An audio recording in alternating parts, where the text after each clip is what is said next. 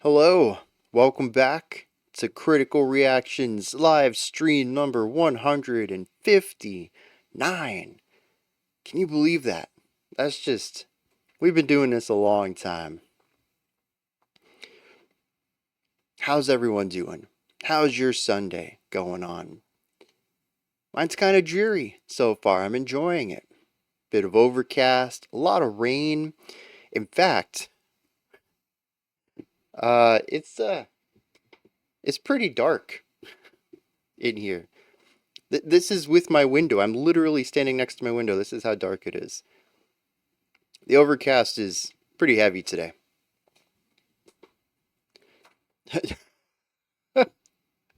What are y'all going on about today? Golly, we got Poipu here, Leon, the Youth Worship Explosion, Shading with the Gray, Tedesco. Oh yeah. You guys experience an overcast too? I'd assume so, given that close, but maybe it already passed you.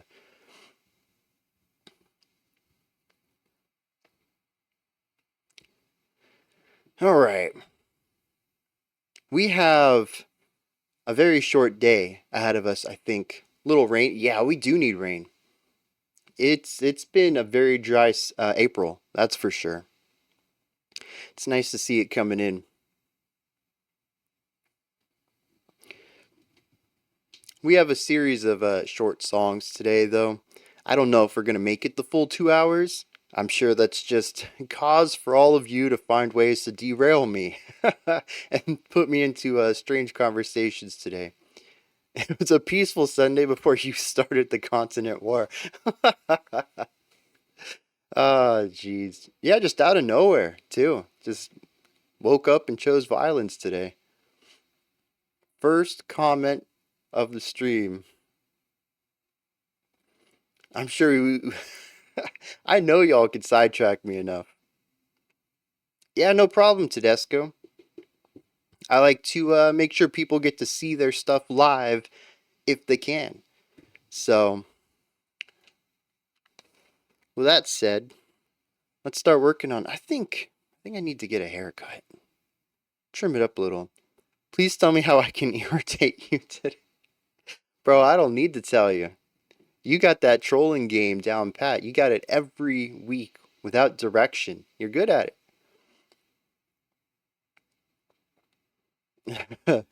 You also know how you know how to get under my skin. I know.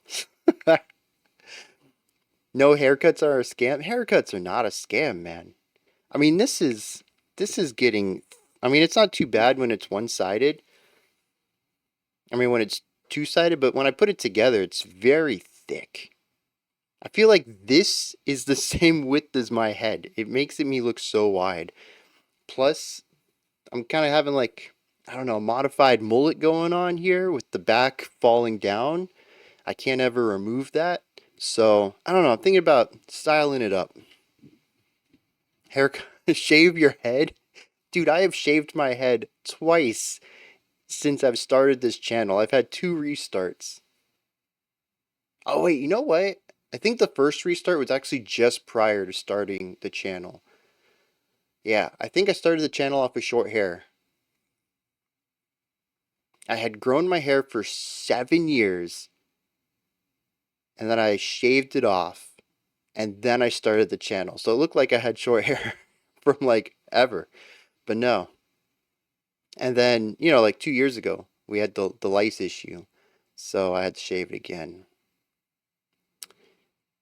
You're in Florida, be the mullet. That's what big hair wants you to believe. Ah, jeez. Good morning, Marilyn. It's not too bad, I think, when I pull it back either. But it's getting ready to be 100 degrees down here. Fahrenheit. I don't know what that is in Celsius. 30-ish? 32? $25 a cut. Dude, it is when I got my sides trimmed down, and they did my beard, trimmed that up too. Or I guess getting the undercut is the term. Um I paid like 30-ish dollars, and I gave him a tip to round it up to 40. It was like 32 or something. I rounded up to 40. Yeah, for a haircut. It's wild. I mean, I could go get like a $10 cut from like Great Clips or something, but you need a coupon for that. It's got to be right time, right place. Got to hope you get a good barber, or I guess a hairstylist at Great Clips. If I go to a barber though, I'm dropping 30-40 bucks easy. I have longer hair, but I rarely have it open anymore. Yeah, see, I like the ease of tossing it back. And I don't think the ponytail looks too bad. I mean, I've been wearing a ponytail since I was like, I don't know, 15 or so. I'm pretty used to it now. But I like throwing it down when I can. 100 degrees is 37 Celsius. Yeah, and that's going to be like the minimum. Like 97 to 100 is going to be the minimum. At the peak of our day, we can get up to 104, 105. Was it last year? I think last year the hottest day was 112. And we have advisories all summer long. Don't go outside between like 11 and 3 if you can help it. Yeah, and the humidity. Easy. 70 to 90% humidity. That's just Florida weather. Last haircut was in August, but I'm not getting a haircut for a while. Yeah, I don't like to get them often. I trim up my undercut myself, but I do need to get rid of the dead ends. I need to thin it out a little bit. Like I said, I think I'm gonna pull a little off the back to kind of make it more topside. But you don't walk in Florida, you swim. You don't know how true that is. Hey, Pear, welcome. Live in the hottest part of Germany. Yeah, dude, summers can be brutal if you're in a bad area. Starting to die at 86 Fahrenheit. I think that's what it is right now, even with our overcast. We've been hitting low to mid 90s daily already. Yeah, Southwest can be pretty bad too. All right, I'm going to kick off our first song here. Y'all are more than welcome to continue talking about how hot life can be in the summer. Perfectly content with 85. I'm definitely in the wrong place here. My like ideal temperature is like 55 to 60 Fahrenheit. What is that, like 22-ish? Maybe 20 Celsius. That's ideal to me. Brisk, a little chilly. If a wind cuts through, you might need a jacket. This heat, this heat ain't for me, that's for sure. All right, we're going to kick it off with Allegaeon. I never want to pronounce it like that. I really don't. This features Christina Sansagen, I believe is how you pronounce her last name. It's really interesting. I went to find an interview of her so I could get a proper pronunciation of her last name. And she's a classical guitarist. I learned that about her. She grew up in Norway, I think. And so she's a big fan of black metal. I can't get away from it. I bet this is going to be gorgeous, whatever this is. I see two acoustic guitars. One of them is a classical guitarist. I'm probably going to really dig this. But it's still black metal adjacent somehow. Why? All right, do we have context for this? From Vermilion Gates, this one is an instrumental acoustic duet from a metal band, but it has a nice classical and introspective sound to it. Yeah, see, this sounds fantastic. Everything comes back to black metal. Yeah, it was even in the was this the one? No, that wasn't it. Where did I put that tab? Anyways, the title of the video was something like "I love black metal," and then it's like interview with Christina. I'm like, jeez, why? Everyone loves it but me. That's what it feels like some days. All right, let's dive into this. Black metal's the origin of all things. It's brand new, speaking on the whole, at least, of all of Earth, and yet it's also the origin of all music. So they've got some time travel stuff going on there. All right, let's kick it off. Big Bang Death Metal. Never ending black metal concert. That would be. Yeah, I would not like that at all. Let's dive into this, see what's going on. Dinosaurs felt the black metal in their bones. Oh, there it is. I was like, I don't hear anything. Do I dream about black metal? Never. Never.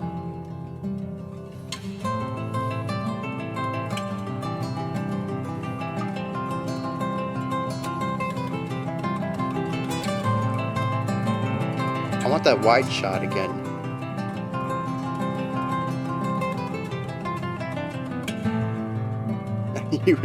I've been inceptioned.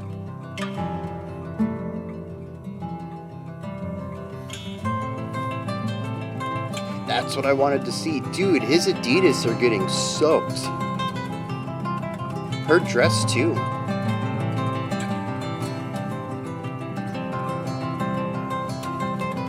It's probably freshwater though, so overall it's probably fine.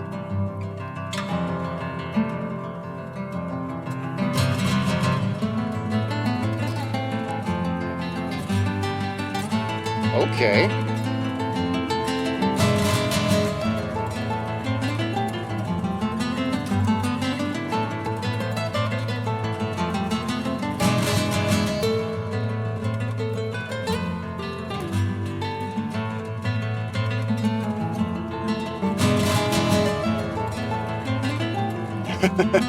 That's fair. Absolutely fair. Just live life. Clothes are just material.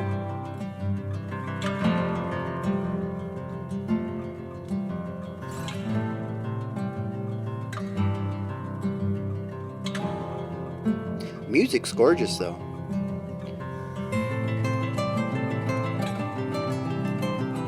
Oh, and they've traded off. Cool.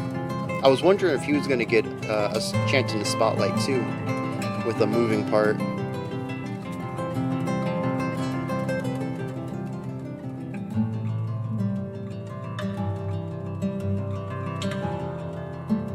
Yeah, dude.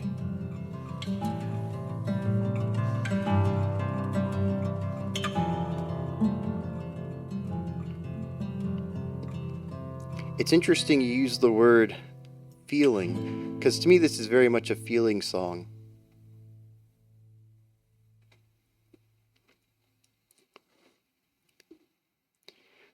That's a track that there's two moving parts in it.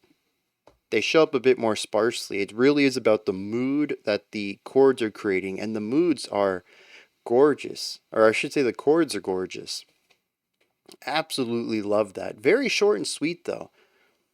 We get a setup, a melody, a variation on the setup, another melody, and then an outro. It gets in, it does its thing, and it leaves. So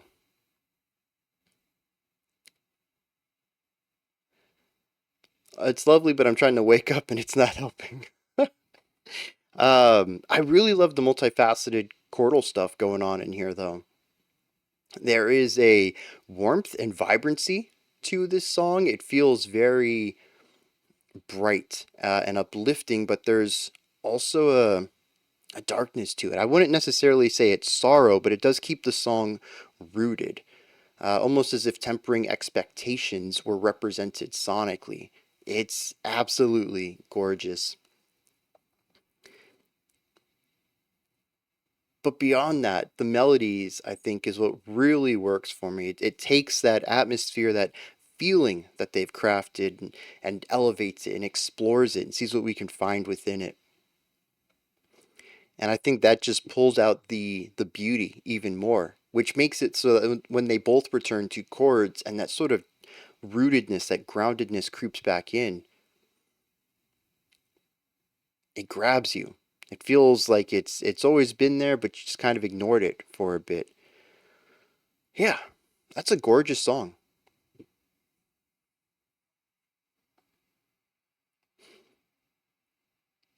Yeah, definitely enjoying that. Makes me want to check out more of Christina's works. Because I know Allegion. We've listened to a few tracks of theirs. But I hadn't heard of Christina until today, and I quite enjoyed that. Let me pull that one down.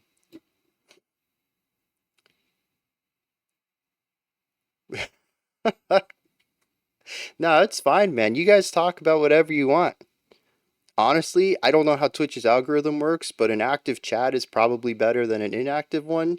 So if y'all want to talk about random stuff, go for it. I'll pick out the stuff that I feel like bringing up, or that's talking about what we're talking about. It's cool. The plants are killing us. Youth, I have no idea what you're on about, and I think at this point, I like it better that way. He's concentrating real hard not to get tangled up in our conversations.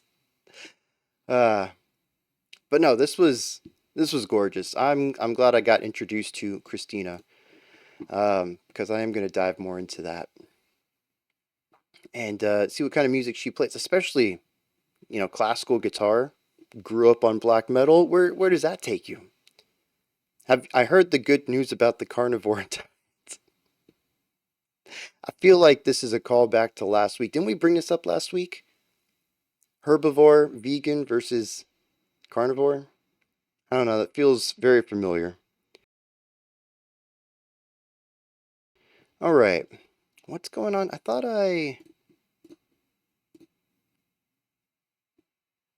Oh, no, I didn't, because I had something else. I had to reboot my computer. All right, so we'll get all these. I don't think that's the right order for that stuff either. We'll definitely do it in the right order, even if my tabs are out of order. All right, next up, we have some Stina Nordenstam. The Return of Alan Beam. This one comes from Pear. Magic from the bass, sax, and Stina's unique voice. I'm always down for bass and sax. This sounds like it's going to be a good time here. Let's dive into this. See what's going on. 40 feet down, 2.5. Picking up some dust. 4 forward. 4 forward. Drift into the right. 91. Okay.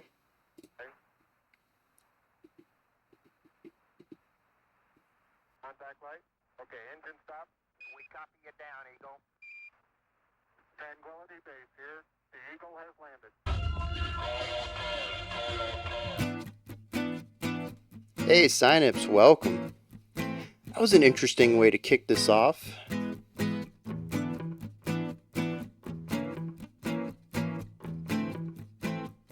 I like this shot too.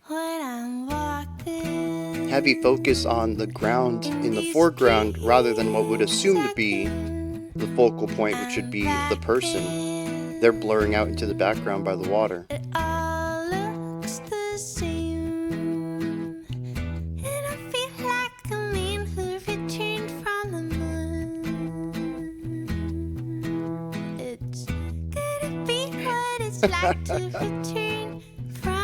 I gotta find a way to get highlighted messages over there.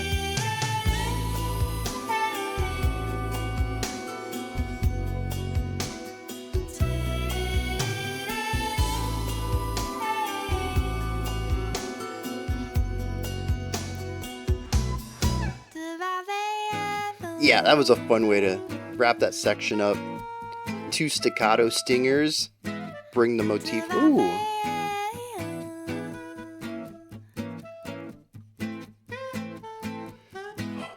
Very soft sax.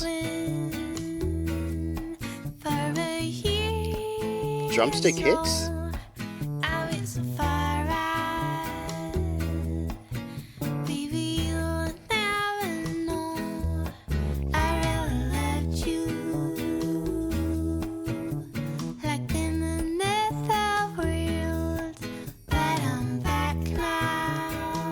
Yeah, for sure, a little bit of both there.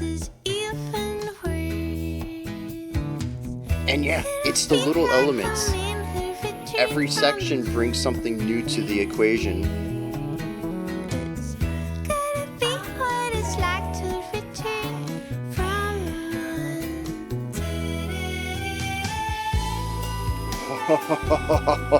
Oh, yes.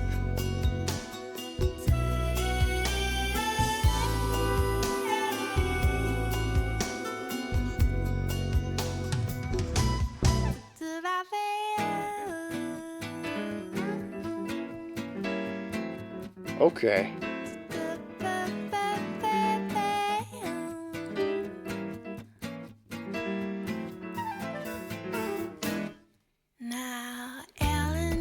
It's interesting that sax puts just enough airflow to it to get the sound without really putting a lot of projection into it, and it comes off as a flute to me at times.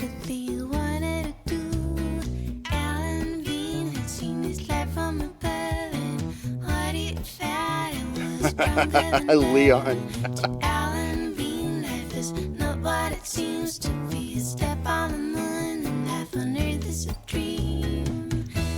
It's hard to return from the trap to the moon. Dude, I'm digging that bass line. And the thing too is that it's very easy to get lost in the vocals and just kind of get that surface level like pop listening mood. But there's so much depth if you want to pay attention to that too.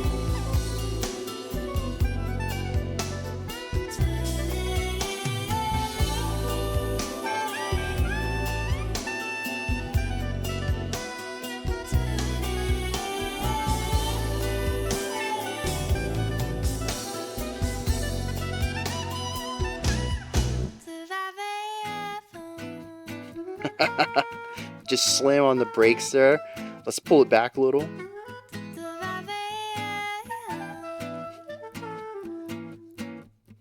The vocal, I think, are the oddest part of this. They're definitely like that 80s, small, timid femme vocals. Like someone else mentioned, this is very like indie rock as far as the vocals go, but the music is anything but that.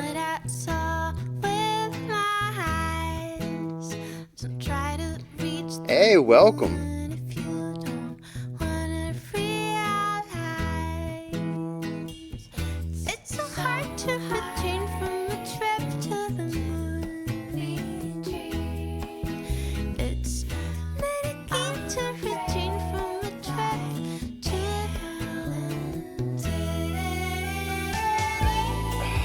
I love that though. That walk up into this like light ethereal sounds.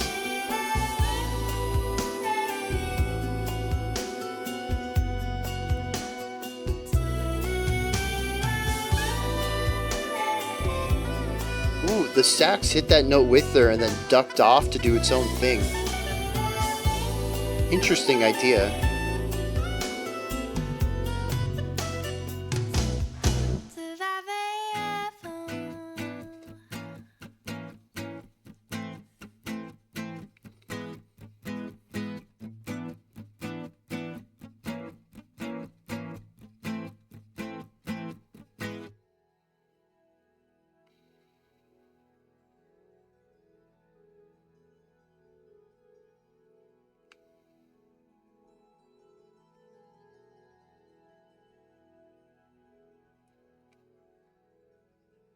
Huh. 13 seconds of very light ambience. Yeah, dude, this is a wild combination. No fade. I honestly think it transitions to the next track, given what little bit is there. This feels like, I don't know, some of the more popular sounds of 80s rock mixed with what should honestly be the sound of jazzier ideas. I could easily see a band saying, hey, we want something jazzy, and they just throw a sax in. throw some cross stick in on the drums and call it a day. But this is legitimate jazz writing in here too. It isn't just the flavor of the genre. It's legitimately parts of the genre tucked away in here. And it creates a really interesting track that is very palatable, I think. When you look at just the vocal lines, when you look at the vocal production, when even at the end, having the vocals off on the side, doing like oohs and ahs to support the main vocal track in the center. I mean, this is all mainstream ideas right here. This is pop concepts. And there are plenty of times in here where I just kind of get lost in the vocals. I forget about all the complexity, all the layers around it, and I get into that very casual listening mode. But there is a lot of depth to this. There is bossa nova elements. There are jazz concepts going on in here. The saxophone is absolutely tearing it up as if they were soloing in a big band, not in this interesting experimental jazz fusion thing going on here. It's a wild combination of sounds that ends up working really well. And it's not just the sonic part of it that I enjoy, it's also the composition, the way that things build up, the way that we have that rise into what I think is the chorus that kind of has this light ethereal feel to it. A lot of that brought on by her vocals moving into her head voice. I guess there's an airiness to it, but honestly at that pitch she's singing in at least mixed head and chest already, if not full head voice. I don't know, man. The pitches are pretty high up there. But it levitates for a while. And then there's usually two stingers to bring the song back down. I think that's an interesting movement there. Delicate. Yeah, that's a good word for it. It's very small. Even in some of the larger sections, even when there's multiple layers, it still feels tiny. It never really creates a feeling of bombast or largeness. There's never any ridiculously big moments to it. Even when the sax comes in with a little bit more of a blaring, brassy sound, it still doesn't feel huge. And I think that's another interesting thing too, is like I mentioned, the saxophone player at times is putting just enough air to vibrate that reed to get the pitch. And in those moments, it kind of sounds flute-like to me. Part of it may be production too, kind of softening up the sound, but it's very rare for me to hear a sax not feel large and dominant. It's a very timid sax too, and yeah, very much still expressive. Yeah, this was wild. I hope the rest of her stuff is like this. Maybe not necessarily specifically this sound, but the general concept of very exploratory while being tasteful, complex but digestible. I really like that combination she's exploring here. That's man. And it goes down so smooth too. That is a very easy listen. All right. Next we have Glen Campbell. Wichita Lineman. I don't know what that means. I think Wichita's a place. A person in a line. We use linemen, at least here in the States, to represent a few different things. It's finally getting a little bit of sun outside. Think you'd love most of the album? That's fine by me, man. I would love to have a whole album of stuff I enjoy like that. This album's like that. Her mid-career stuff goes into slowcore, art rock, and even noisier. We need something that goes down like kombucha. I know we have 2 metal tracks later on today. Well, let me put it this way. I'm pretty sure one's metal, and I'm guessing the other one is based off of the cover art. So, we're gonna hit some stuff that it's not so smooth. I did not change running order. I think my tabs are in a strange... Oh, actually I did change the order last minute. Yep, I had to bump Glen up a bit, so that Tedesco, I think, could check it out before they had to leave. A lineman is someone who works on telephone lines. In the Midwest, you can imagine that being a pretty boring job. Yeah, 100%.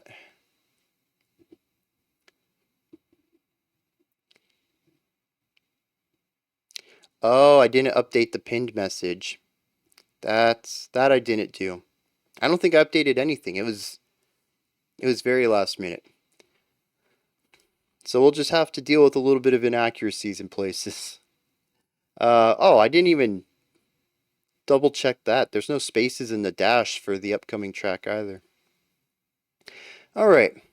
We have context from Tedesco, the best country pop song. That's okay.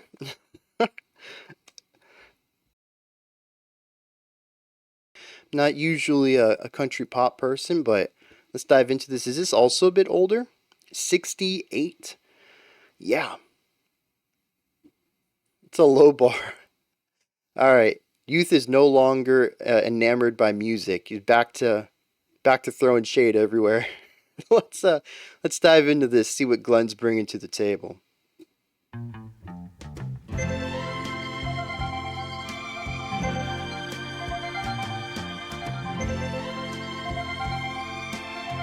I am a lineman for the county, and I drive the main road,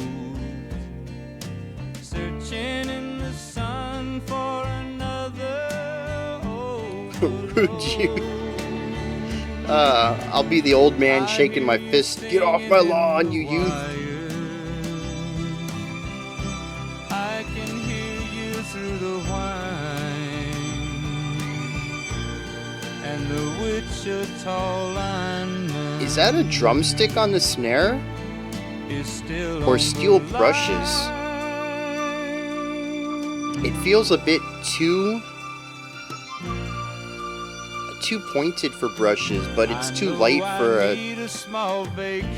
the drumstick. Shaking fist would be a good thumbnail. If I ever thought to do it during a video, yeah. And if it snows, that stretch down south won't Curmudgeon? ever stand the strain. And I need you more than want you. An ill-tempered person full of resentment. Okay. And the Wichita lineman is still on the line.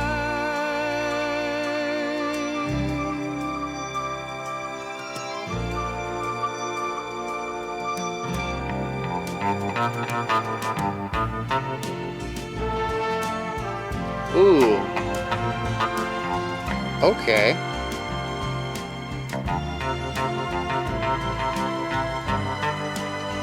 It almost has a film score feel of the time. And I need you more than want you. And I want you for Yeah, I all can certainly do that. I can time. bring your suggestion up. And the Wichita lineman is still on the line. I knew he was going for the jump. It sounds good too.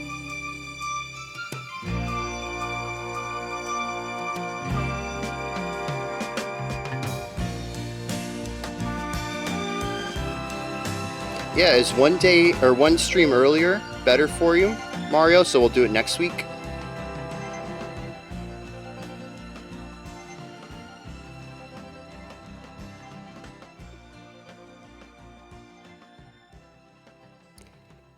Dang, unbelievably boring? There's no way. Alright, let me make a note of this real quick so I don't forget. Bump Mario to next week. Alright. I'll get the schedule updated sometime today, probably not too long after the stream's over. The song is gorgeous, though. Would have liked it better if it was instrumental. Wow. You don't understand how bored I am by country. Bro, I can imagine. Especially bro country. I find that to be a little not my speed. But something like this was not boring at all, man. Not to me, anyways. I liked the chord progression. It had a nice, like a positive twist on a blues progression, which I think is really interesting. There is a little bit of tension in there, but it isn't for sorrow purpose. It's for general harmonic movement purpose so that we can rise to a big moment and have resolution. Like somebody else mentioned, it's kind of has a feel good vibe to it. What do they call it? Oh, full of hope. Yeah, very hopeful track musically. And see, I agree with Synapse there. It doesn't really sound too country to me. The vocalist, yeah, 100%. The chords, 100%. This is 60s country. This is not 90s country. This isn't Shania Twain. It's not Garth Brooks. It certainly isn't the modern bro country. This is pretty close to a foundational core 50s to 60s country sound. But it's plus, it adds a little more to it. There's a symphonic element. I think the strings do a great job at creating more vibrant sounds and more engaging harmonies throughout most of the track. The brass that comes in towards the end was excellent. I loved how it played back and forth against the strings there. I thought that was gorgeous. Um, it is a song that I think at every moment, much like the first track today, is a song about mood. There really isn't a lot of melody to latch onto here. The main vocal melody is fine. I think it does a good job of being memorable in a sense, but the feeling of this song I think is really where it excels. And listening to the chord progressions, the vocal harmonies at the end, it's just gorgeous from moment. It still bores me though. It's gorgeous from moment to moment. Would I want to listen to this all the time? No, but I could certainly listen to a solid 30-minute album of fantastic harmonic writing like this. Beautiful chord progressions, interesting textures coming in. It's not too often I hear symphonic country, so I think that's pretty cool too. And it's also using, like I mentioned, it kind of sounds like a film score of the time, maybe even a decade prior.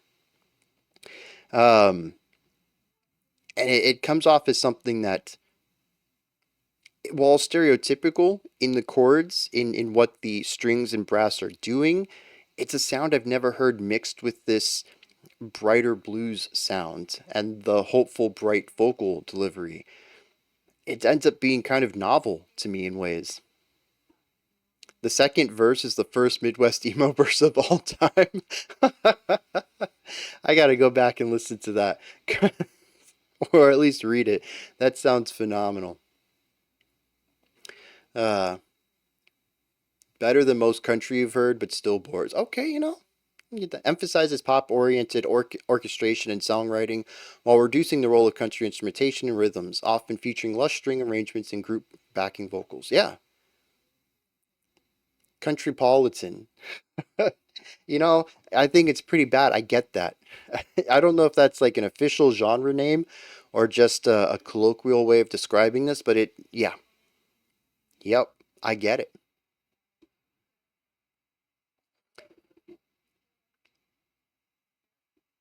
Yeah, I dig it. I do. When I heard pop country, that's not what I was thinking. But honestly, like I said, I was kind of thinking more 90s, Shania Twain, uh, uh, I don't know, blanking out on names I literally just said. It's a rate your music genre. Of course it is. They'll come up with all sorts of subgenres so that they can not just use like the typical 20 or so. But yeah, I was expecting something more modern pop than this, and I quite enjoyed this. It was a nice surprise. All right, oriented country. That might. I think I still would have probably leaned towards like a 90s pop country sound, even with that.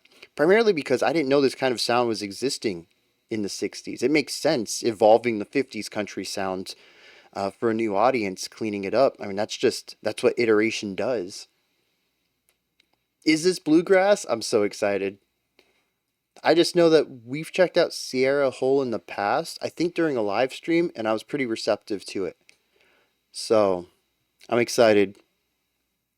especially if it's bluegrass. We got Queen of Hearts, Royalty here. Comes from Michael. Some fun bluegrass to go along with your death metal. Mandolin, banjo, and double are the instruments on this one. Alright, I assume that's double bass? I don't know. Someone let me know, because I'm kind of intrigued now. I don't know. That's one of those things that should have intrigued me and just hasn't for some reason. Alright, let's dive into this, see what's going on. English is hard.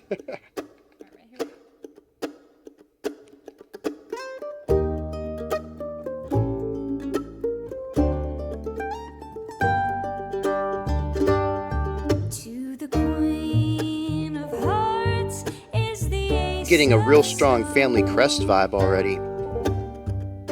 He's here today and he's gone tomorrow. Young men are plenty, but sweethearts. Oh, dude. The midline jump on and off beat, that was unexpected, but was such a good turn.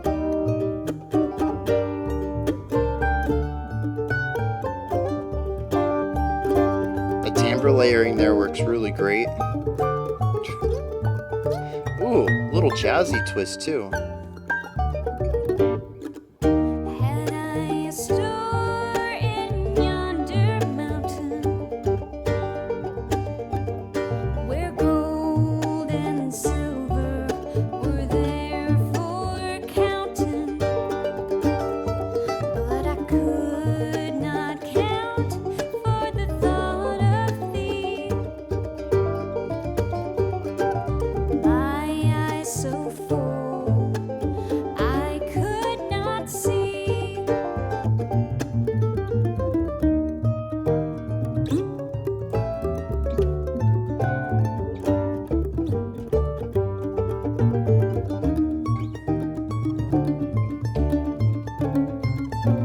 Ooh. I'm kind of the same way. I have a soft spot for country growing up with it. But bluegrass is always more my speed. Bluegrass is just excellent. I mean, listen to this.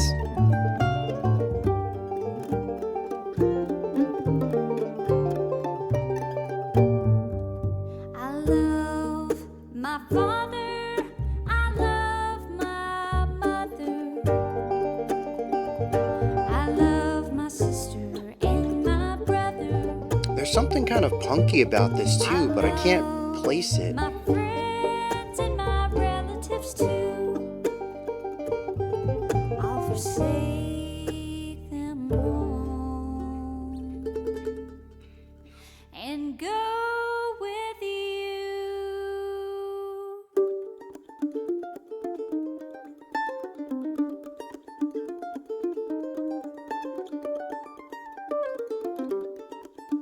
Dang, the wild thing too is that it's all muted, but it's various levels of muting.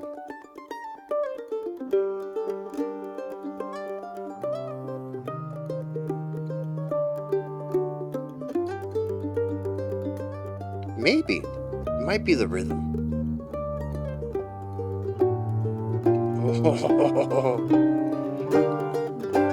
That darkness swelling up underneath, both harmonically and from the timbre of the bass.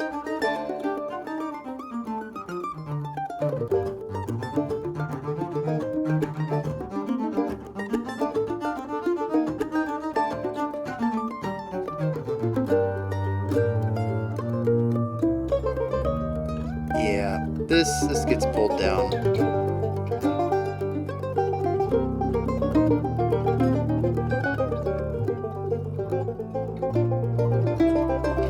The shifting movements with the bass getting louder and the mandolin quieting. To the Queen of Hearts is the Ace of Sorrow. He's here today and he's gone tomorrow.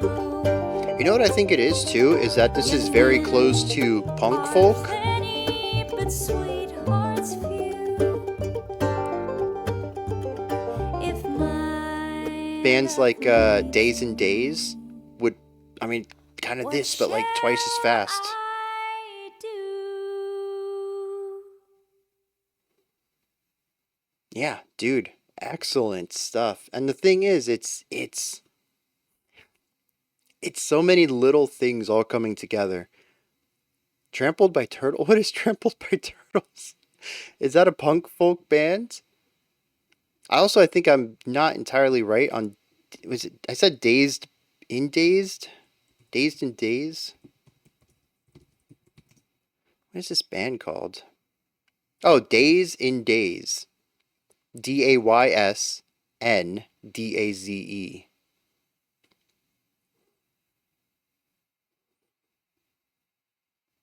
Yeah, I don't know if Trampled by Turtles. That's not a band I'm familiar with. Should I be more familiar with them? A bluegrass band that uses metal techniques? Okay. I'd be interested in checking that out. That sounds pretty cool. Desert rock would be no grass. Oh, jeez. Yeah, this is gorgeous though. Like I said, it's a little bit of a lot of things. The vocals absolutely drive a lot of the verse stuff. The instrumentation is really simple in there. Taking a backseat, primarily honing in on chords, crafting the atmosphere. But whenever the vocals are gone, we get to hear this really cool instrumentation, whether they are more harmonically exploratory or they're more dynamic exploring more dynamics. They explore melodic writing, counterpoint. Yeah, just both of those instrumental bits were absolutely gorgeous. And it's a lot of things. It's the expanded harmony, but it's also the performative side of it. Like I mentioned on the mandolin, there's a lot of contrast in there. Almost everything is muted to some degree, but not always the same degree. And I find that to create a lot of contrast and dynamic in that performance. The rising and falling of the volume too. I mean, that's gorgeous. There's so many parts of this that you just melt into the song. There's always so much you want to put on live streams. I mean, there's definitely an infectious power to just getting, whatever song you want thrown up there. It's definitely a lot of good stuff to suggest. Sarah Hull and Chris Thile, mandolin royalty, throwing Billy Strings and Molly Tuttle. Bluegrass is doing all right. You know what's interesting too is this doesn't feel very bluegrassy to me. It definitely has a little bit of a tie over into it, but I'd almost call this chamber folk more so than bluegrass. But yeah, the line's getting blurry there. I think a lot of it comes down to the fact that this has more instrumental bits to it. Chamber grass. Yeah, that's probably something else. Yeah, the classical, the jazz elements, they change it up a little bit. And to me, it's a little slow for bluegrass, just a tad bit. Maybe that's only because I've primarily listened to bluegrass that's up tempo. Maybe I haven't heard the width of all that bluegrass can offer. But this reminds me more of some of my favorite chamber pop out there, more so than bluegrass. Feels close to Punch. Is Punch Brothers bluegrass?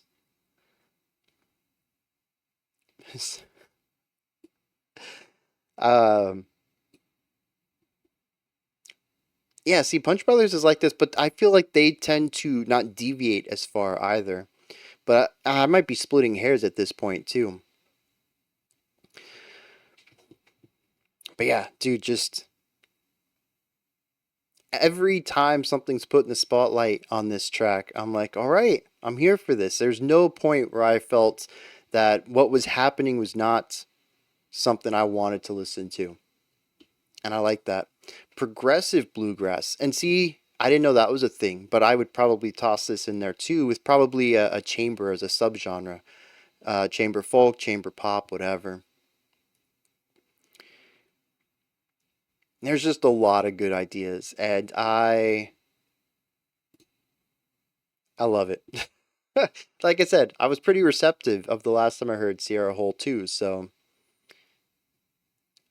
I don't see why there wouldn't be. Blackened Bluegrass definitely sounds like something that would exist. In fact, maybe that Turtles band does that. I don't know what kind of metal they toss into bluegrass, but you know, you get to some of that faster up-tempo bluegrass and it's just constant strumming all the time. This is constant eighth notes, remember.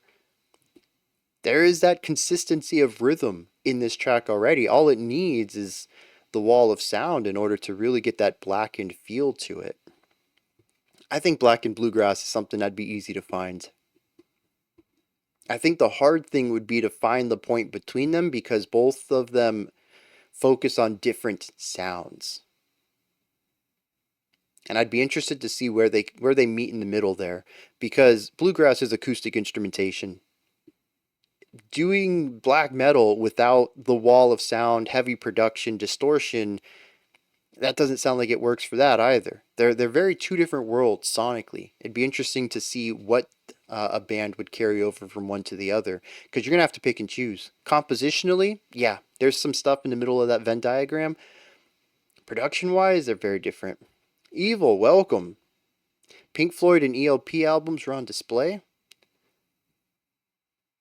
On display where? Oh, up here? Yep. Supertramp 2. Probably because I checked out Genesis recently so that I could get the early access for tomorrow up. So I always think that's interesting too, because I have search history and, well, maybe not search history, play history though, I have disabled because I don't want any YouTube recommendations on my critical reactions page. And yet it still tracks it. It still gives me recommendations based on stuff. It knows what I've listened to recently. I'm not a big fan of that. If I tell you to not track it, why are you still tracking it, just not showing me? That doesn't seem like what I asked. Adjacent to what I asked, sure, but not what I asked, Google. All right, we got 68 here.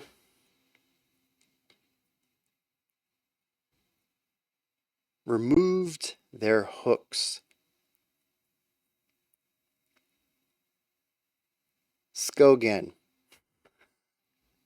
I'll be honest, I've been practicing that ever since I saw it come in because it's got so many, why can't I think of that little, I'm looking at it. What is this image? Apostrophe. Golly. His name is Josh Skogan. Really? No way. That's so good. The chill's over. Evil's in. You've not been paying attention to youth. You're going to have to bump your trolling up, youth. Some people didn't notice you over there trying to remove the chill. Alright, it's getting too bright. The sun's coming out. I'm getting washed out. Let's bring it back. Alright. Removed their hooks. Let's see what's going on. Very punky, very bright look to this thumbnail. See what kind of music they're making. Ooh. I might have to bump that back in the corner just in case if they keep that camera movement up.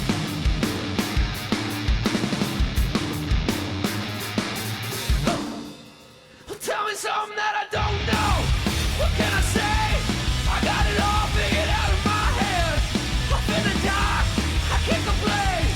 But it might get worse or it's better again. I say, tell me something that I don't know.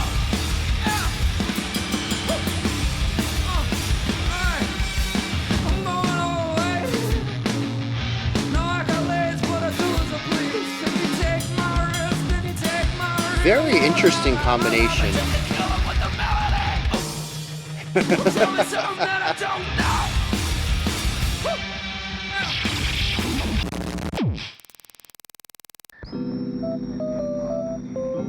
Wait, what? I was gonna ask if there was a bass because I'm not sure I heard any. This is it, boy. Oh, blessed are the billionaires, 'cause they're inheriting kingdoms. I sing it cuckoo, ka-choo. Bump that back up there just in case. Tell me something that I don't know.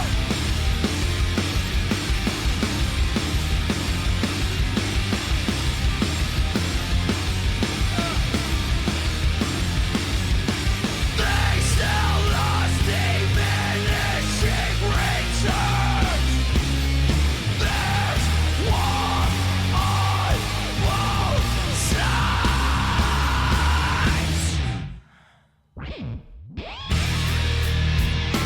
They're definitely all over the place with this track.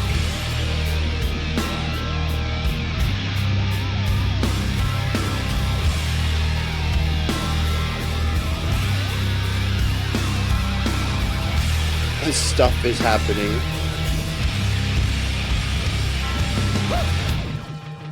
Tell me something that I don't.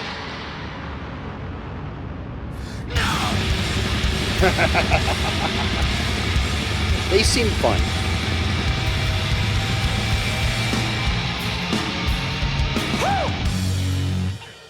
Alright. I'm not gonna lie, this one took a minute. But it's okay. Here we are. This is one of my favorite things. It's one of my favorite things. I swear I'm okay. I just need to walk this on. If you listen, I'll stay. You bring the funk, I'll bring the soul.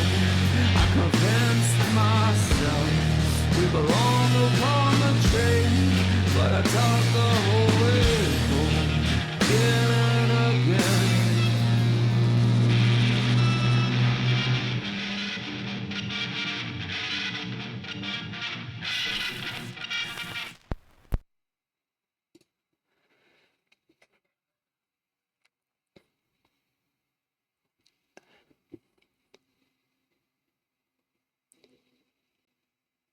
Well, that was neat.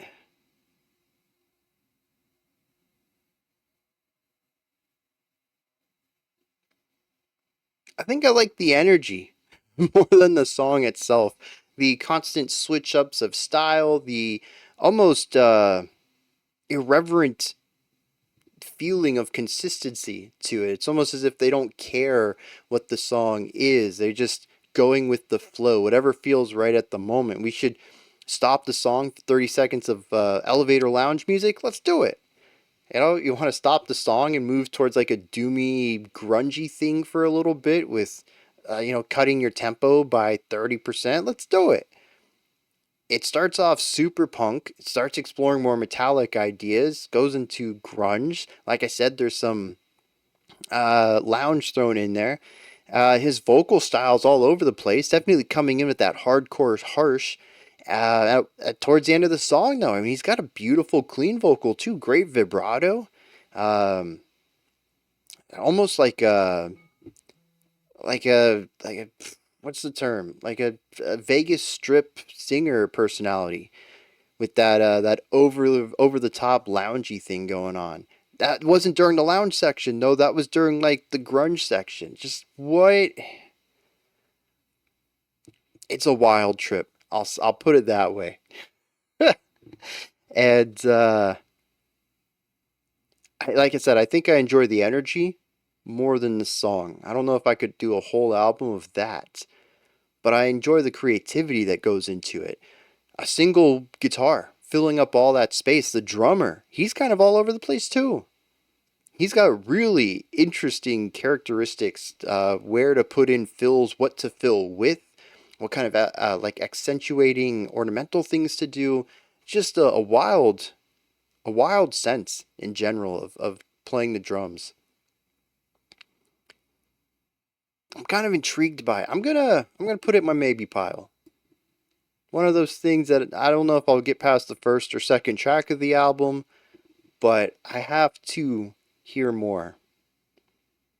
Yeah, dude, when it grooves, it's good. Also, I think this is wild. When did this come out? 1 year ago? So the music video was created by, I'm assuming, getting a 3D camera, and instead of combining the two pictures from the two lenses, alternating between them. One of the first times I think I saw this was Bring Me the Horizon. And it became rather popular for a while, but the alteration was usually a bit slower, creating a quasi-stereoscopic effect.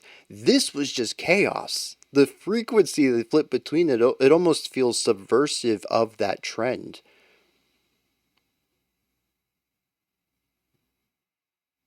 Their first album, they released a track and 2 videos that had to be synced. What? What kind of madmen are they? So does that mean if I wore 3D glasses, this might almost look normal? I actually don't know. Well, probably not.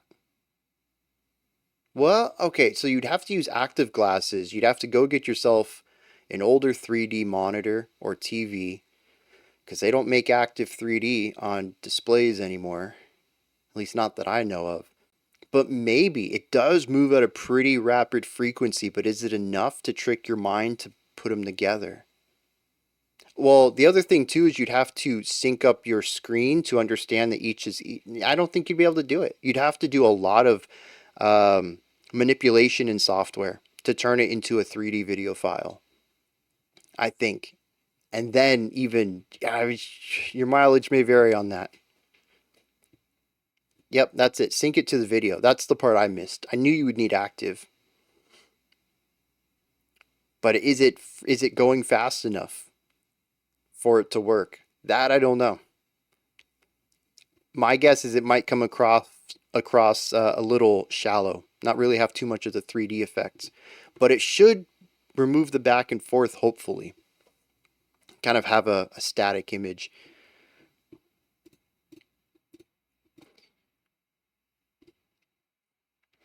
Yeah, that's a wild group though. Absolutely bonkers. All right. Is this right? Yes. The Proselygeist. Proselygeist? That's probably more accurate. Proselygeist. What does that even mean? From the group Monstrosity. You look at that album art, man. This is metal. We're getting into it. We have a demon breathing fire on a crystal ball. You don't get more metal than that. Comes at us from Horus, a recent song from a now pretty melodic death metal band that was created by Corpse Grinder before he went on to join Cannibal Corpse. As such, it's one of the OG death metal 1990 bands from Florida. If you want to have a laugh, look at all the album covers from the start of their career. They're really something special. But right now, I think well, actually, I do have Spotify app. I could quickly peruse through that while we're listening to this track. Being that I don't know what's on the cover, I'm not going to show y'all. But I guess you can go look yourself, too. All right, let's dive into this, see what's going on with Monstrosity.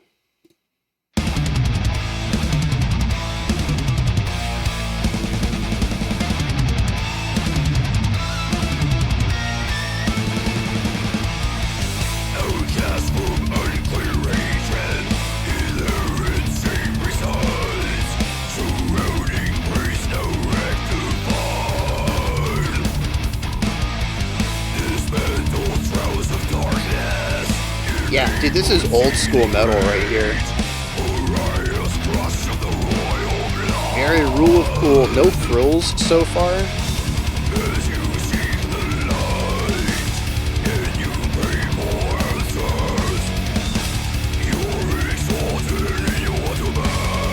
So this album came out in 2018. The one before it was 2008. Took a whole decade off.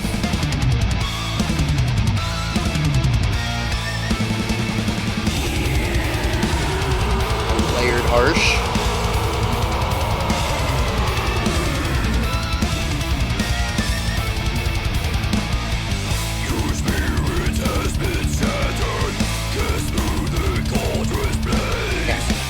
it's all in 4/4, but there are groupings of 3 that I was trying to figure out in that last section.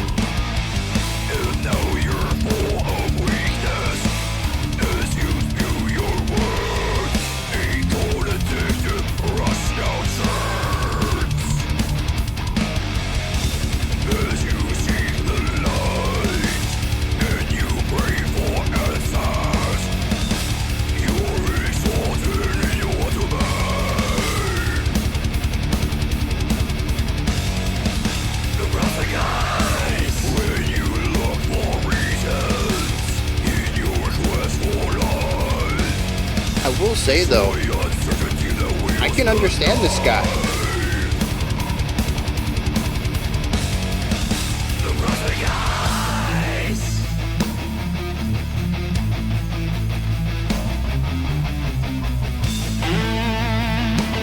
Okay, that's an interesting combo word that they created there.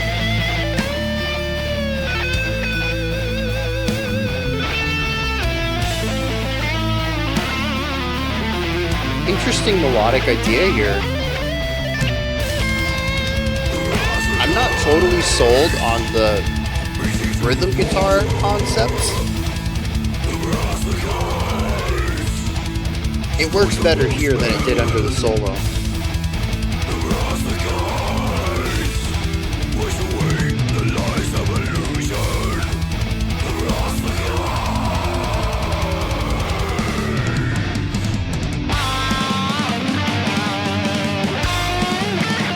Lots of snare.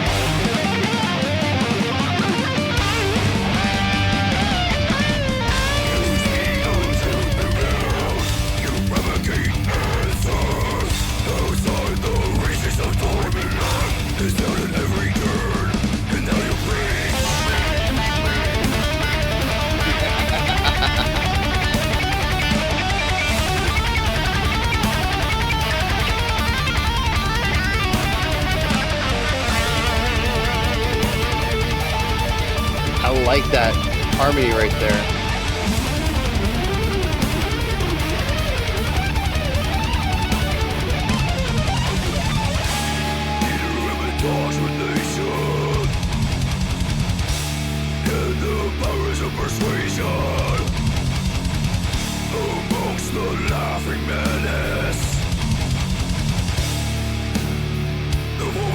A 12-beat phrase?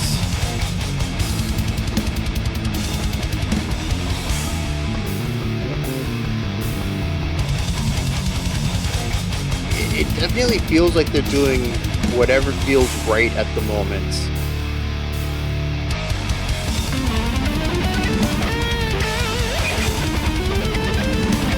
The snare roll? What? Yeah, the solos definitely lean towards a very large feeling. Almost spacey, but not quite going fully in that direction, not a full commitment to it.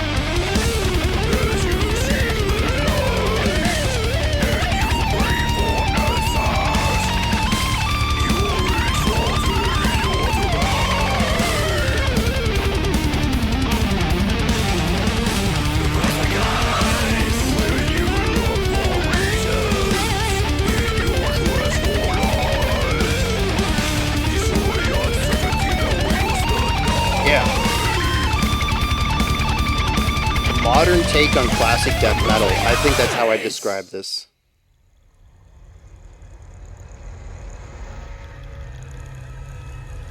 I don't like those noises in my ears. I think it's the liquid bubbling sound. It's just...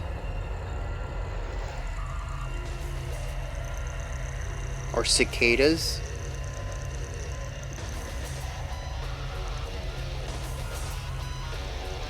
Yeah, so that's a transition into the next track then.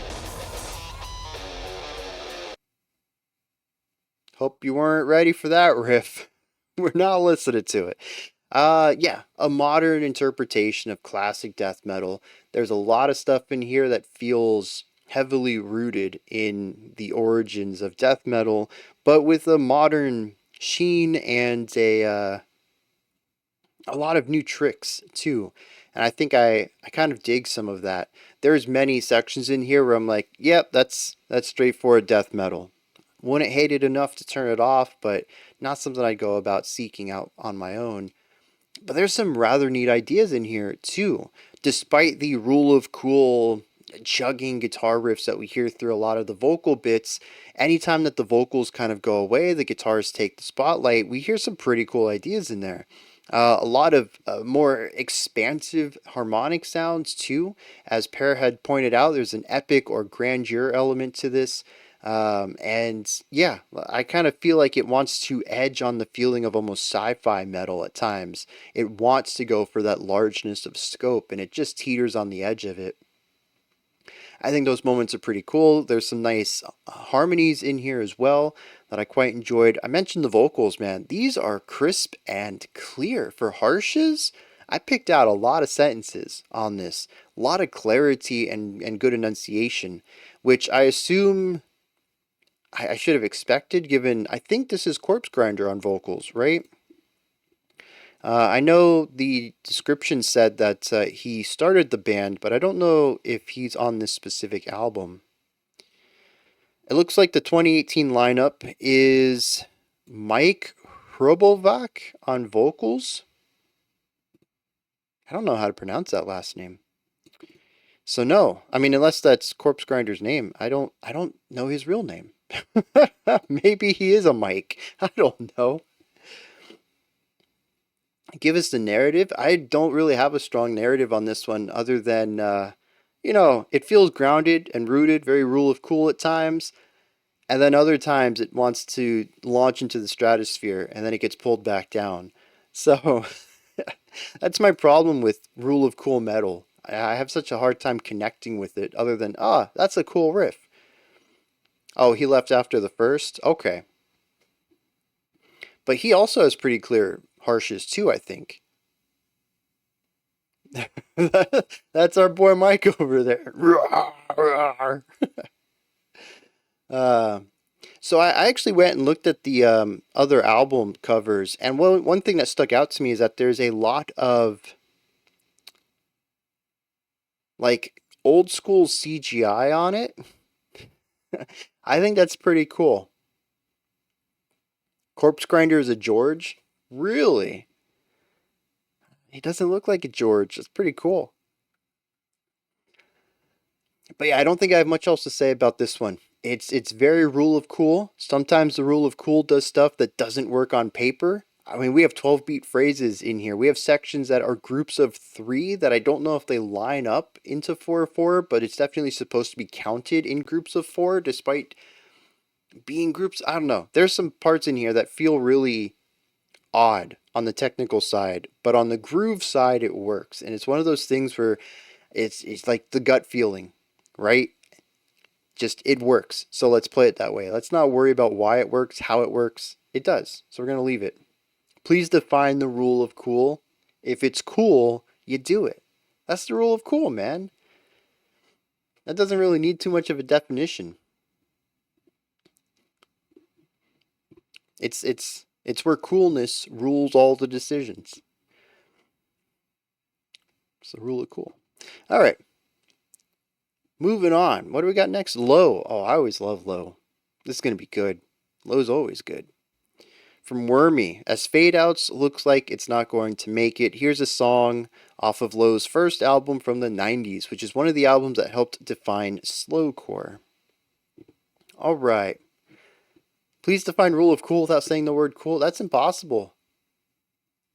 I don't think that's a possibility. I mean, I guess we can use that overly verbose definition. If it feels like it works in your gut, then just do it. Who cares why it works? I don't know, man. That just doesn't... I don't feel like that captures the essence of cool, though. Weed-smoking Mormons would obviously make great music. It's like asking someone to define woke. You know, we have a... I think it was Florida, too. We have a legally structured definition for woke because a judge asked one of the lawyers to define it. I don't remember the exact words, but I mean it's pretty much exactly what you think it is. It's an understanding that things aren't the way they should be, and understanding where lines have broken down from the places in power versus those that are their constituents is cool. Y'all are going in weird places here. Oh, I knew Veiled. I knew that's what you were going at. All right, let's get some low on the table here. The song's called Drag. See what's going on.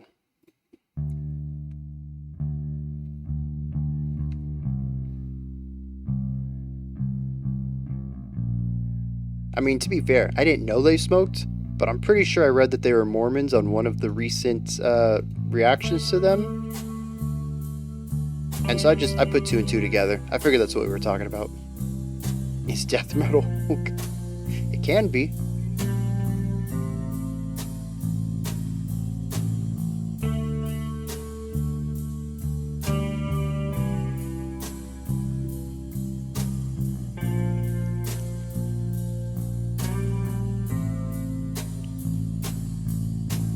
That's definitely steel brushes. We don't hear steel brushes very often. Here we got two in the same day. Well, possibility of two in the same day.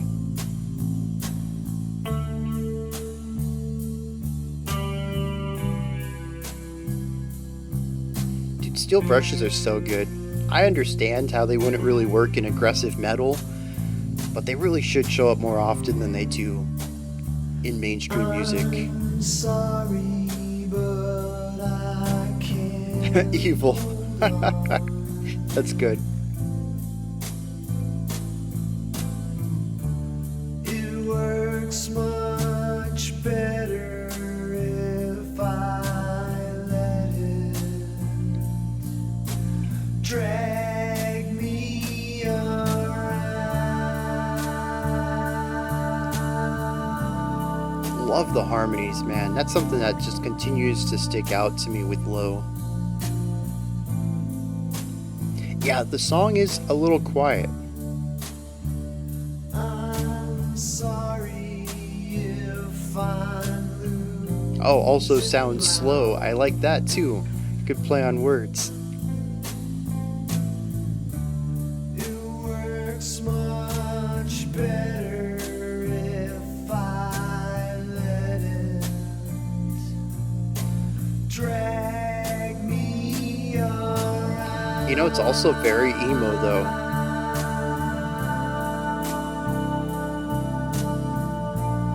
You mentioned kicking off slowcore, but Drag me around. this is like an emo ballad too.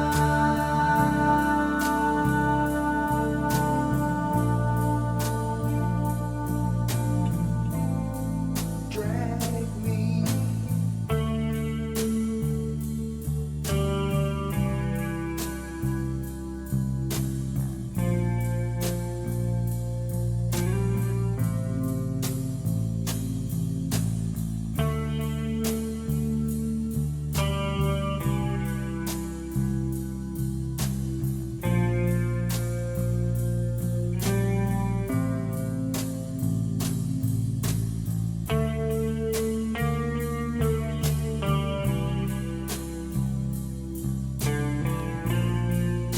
I like the atmosphere of this. I'd have to be in a mood for it though. It's minimal. It's slow. It's hyper focused on one idea.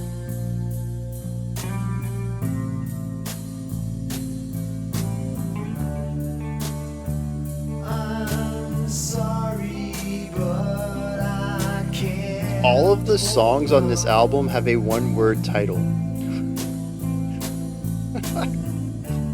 It works much. I wonder if those were like the code names, the draft names they used for the files, and then just stuck with it. Drag me around. Yeah, depressed grunge is a good description of this.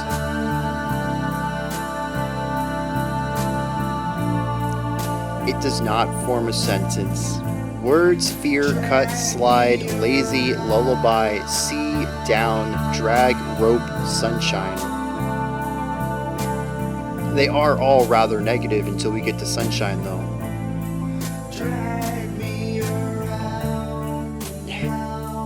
Did that happen a lot in the 90s? People thought they were clever with it?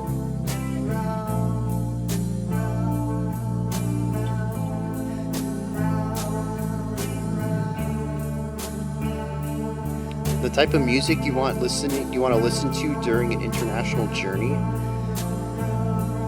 Yeah, vibing music, 100%.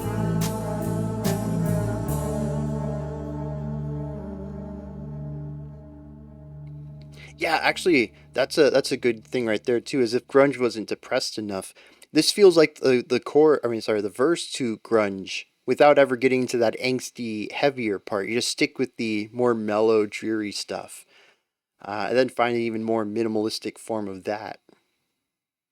Yeah, like I said, I enjoy it. It's got a little bit of grunginess to it. It feels very much like an emo ballad.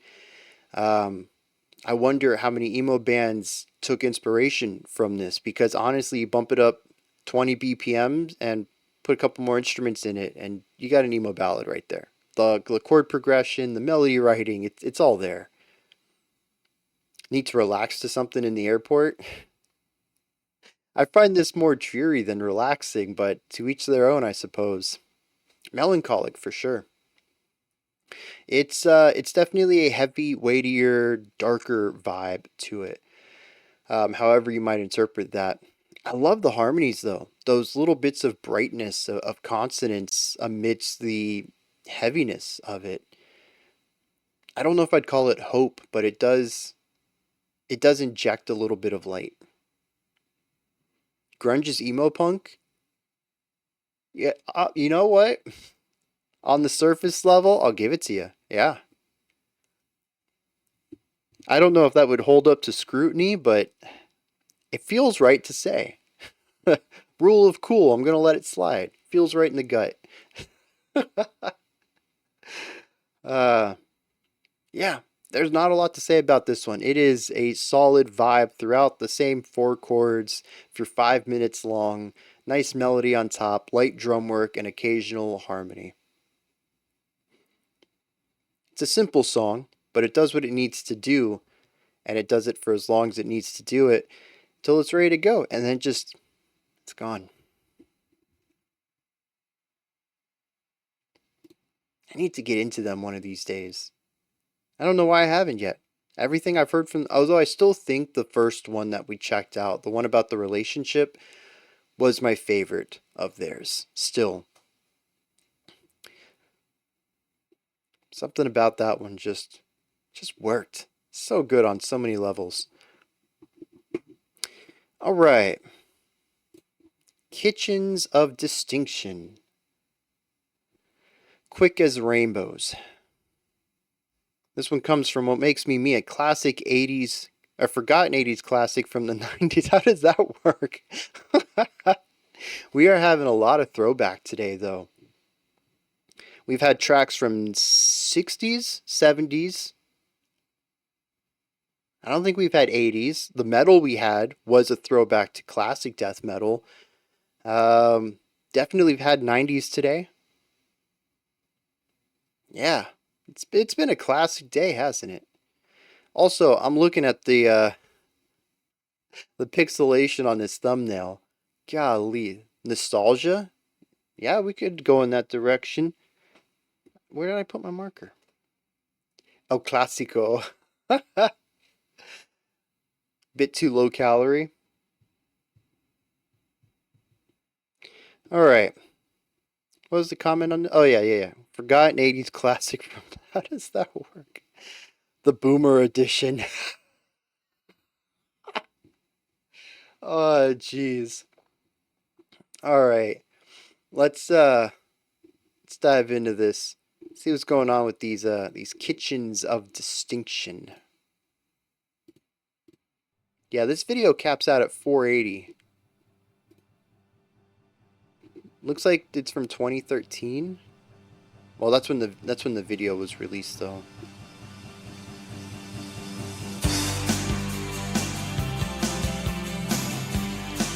That's a classic sound right there. As she walks home tonight to her house and ignores the stars, she knows there's no one waiting. Tomorrow isn't clear enough to give her strength or make her want to wake and walk in the morning.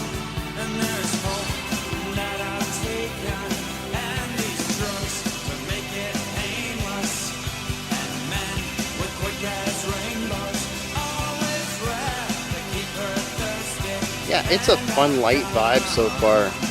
But she'd always know. And I've gone. Interestingly, this came out in 91. Shoegaze post-punk. I hear the post-punk. To my house and ignore the stars. I know there's someone waiting. Tomorrow I like those little flares. They're awkward, but it spices it up a little bit. It's a very straightforward drum beat, chord progression, vocals. Goth REM.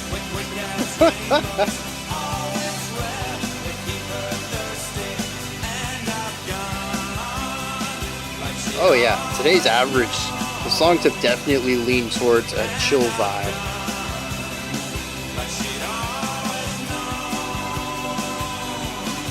those times of trouble, dreams of hate.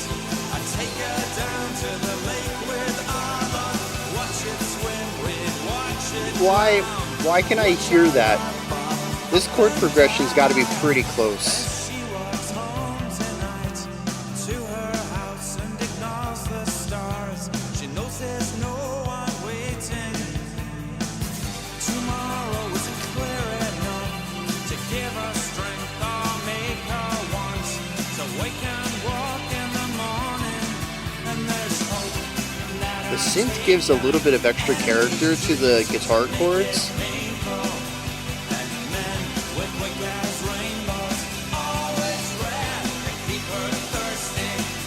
I think even musically though it's kind of close too. Either that or I have adjusted that melody line to this key. Shoe peak. Oh, that's good.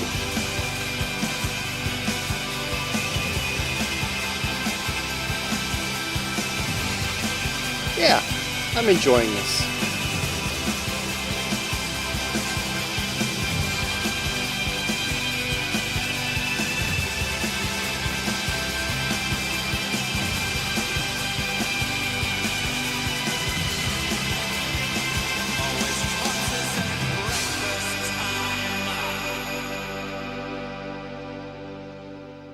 Yeah, a lot of people are getting some REM stuff from this. It's described as an 80s classic. I can see it. There's definitely a very big 80s element to this. I think the production okay, so here's the thing.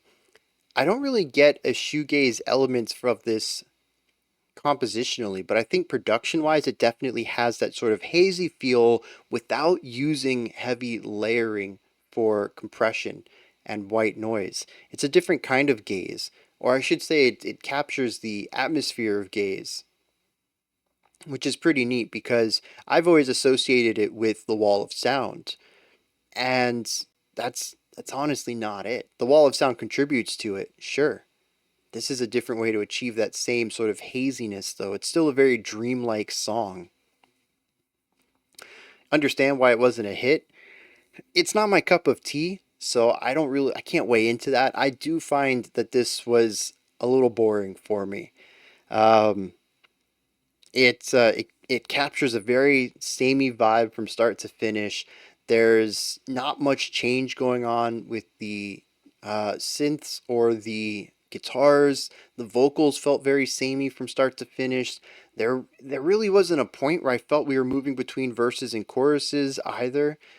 I think it's a fine song for capturing a vibe and exploring it as much as you can and really pushing compositionally into these different sections, sure, but very similar, exploring this one sound in as many different but similar ways as possible. Just washed over you. That's an interesting phrase, because I typically find shoegaze to be a vibe, an atmosphere that washes over me in general, being drenched in the haziness of it all.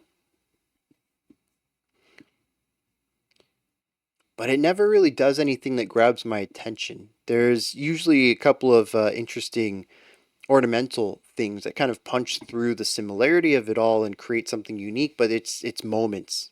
2 beats, 3 beats tops. It has a good groove to it. Catchy melody. I'll give it that. But it doesn't quite catch me. It just kind of passes me by. But like I said, it's not really my cup anyways. I think any music like this is going to pass me by. It would really need a really strong hook to it, which I think would kind of run counter to what it's trying to be, which is a bit more of like wallpaper music. Maybe not necessarily that, but that's what it feels like.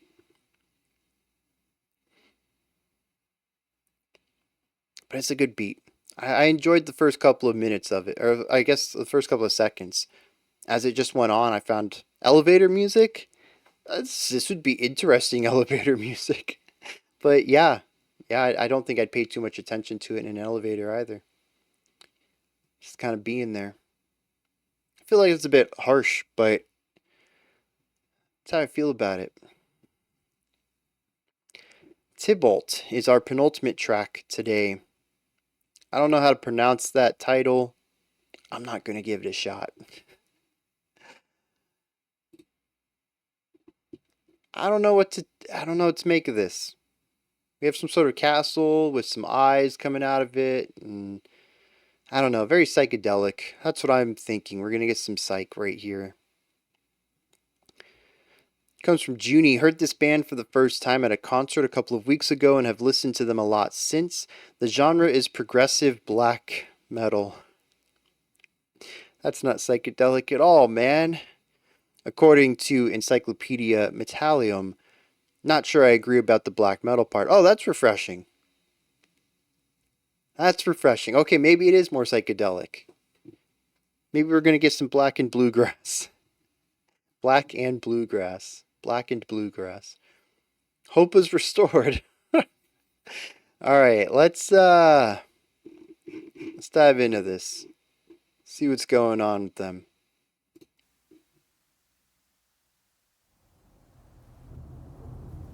Relax. I can't relax with black metal on the horizon, man. It doesn't work that way.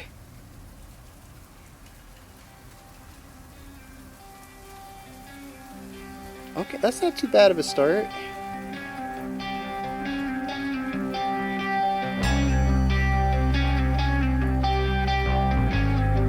Black and bluegrass.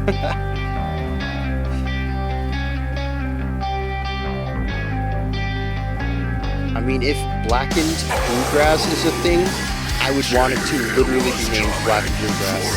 As the phrase.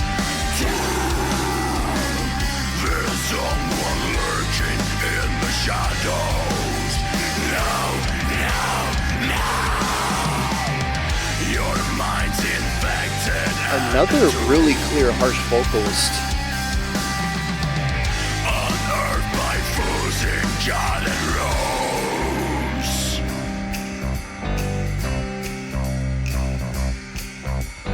Once when alpha tranquil herd eluded by a growling. wonder. Shepherds ruled by your words, holiness down under. Oh, jeez, this is too good. We are the speakers of the gods. But they What were all is deceived. this? Magic force to A pride and faith? Okay. And for promises to be reborn, a loving or discreetly torture pieces. Yeah, that's what it is. I was trying to figure out where I had heard something like this, but Avatar would do something like this. Supposed to follow his son. Don't let his blessed tools be scoured by ungodly eyes, so your mind's fine within them lies not. Yeah, this is just progressive metal. På platsen för riket vid kanten av världen det stod ett luftslott av högmod och tro.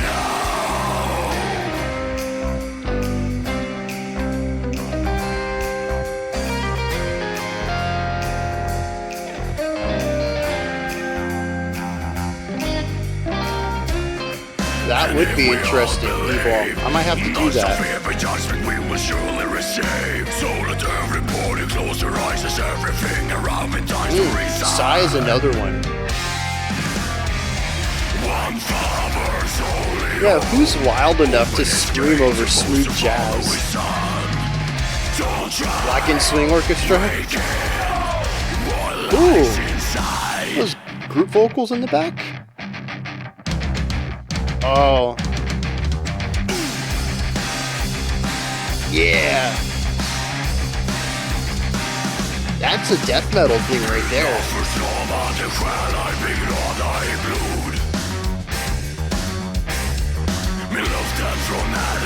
The tempo shifts are wild.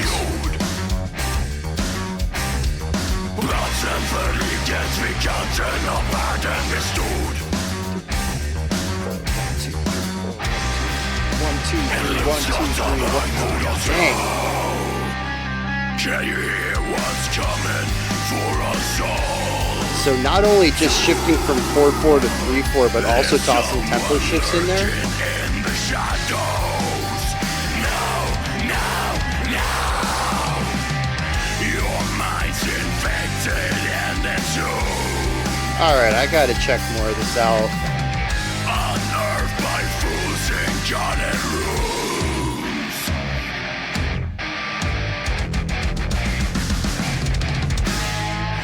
One father's only home. The only thing it's missing is like metalcore synths at some of these places.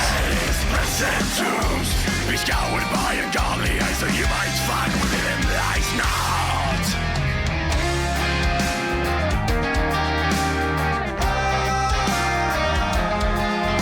På platsen för riket vid kanten av världen det stod Ooh.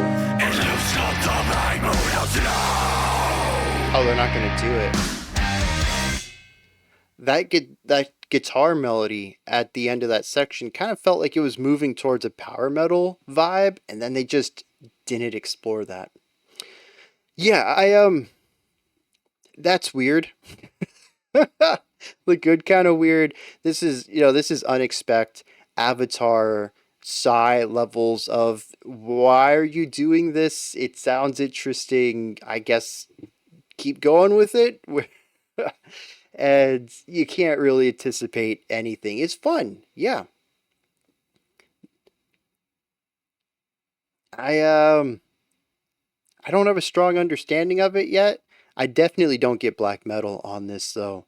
This is just straight up progressive death metal. I would probably classify this as, but they bring in jazz, they bring in metalcore. There's some, I don't know, classic heavy metal riffs in here too. So it's all over the place, man. The bass has some phenomenal lines. The drum work is all over the place.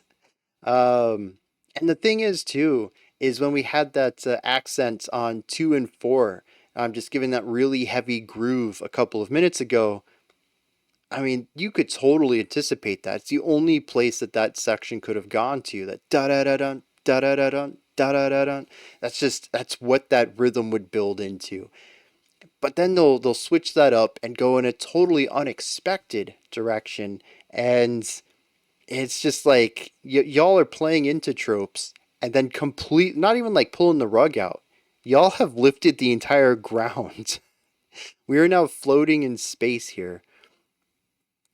I don't know, man.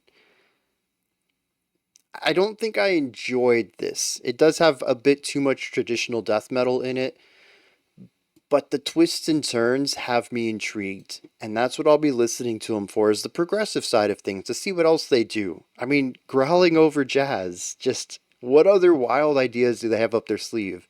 Swap the foundation out. Yeah. They're wild. And I got to check out more of that. The vocals are also very clear, though. I appreciate the clarity in the production and in the delivery of it.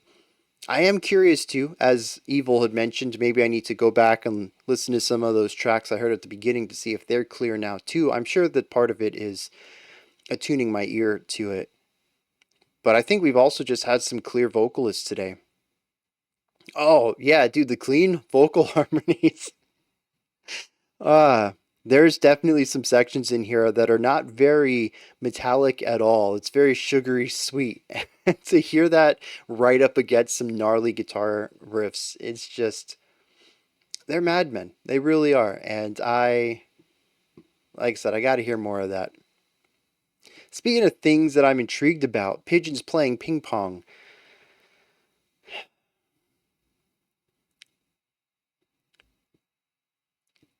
This one comes from Vale. Did you know that pigeons can play ping pong?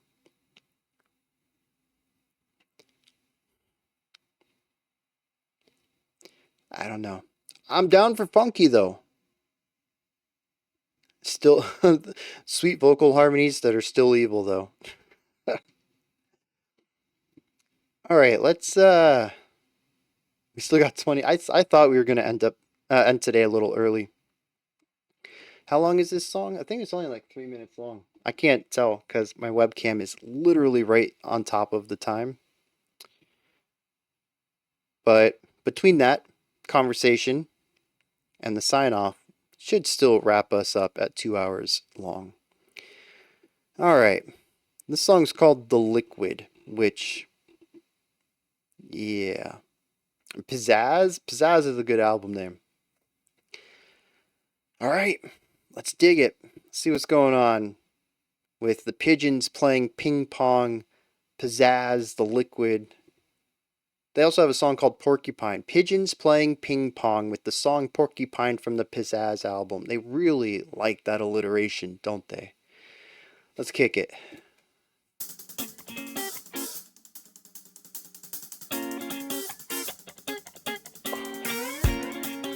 Yeah, I'm sold already. I don't care where this goes. Oh, dude, you hear the bass?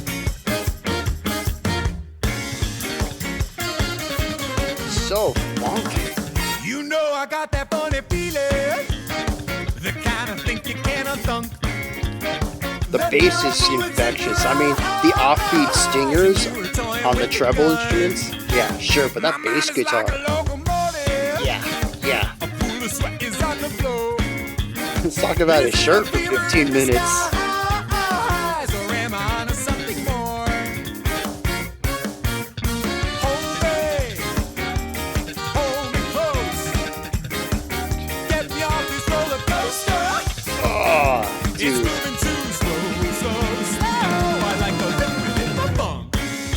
That entire vocal run there was sick. The leap up and then the syncopated run. I'm running naked through the jungle. It seems the storm has just begun. You said this My buddy has not stopped talking about Claire Obscure. A scrambled mash upside my burgers. Please pass your homework to the front. I hope this playground has a slide. I'm a volcano full of fun.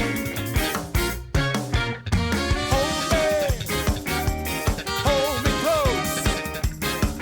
Get me off this roller coaster. He wants off the roller coaster, but he wants a good slide. I like the liquid in my bum.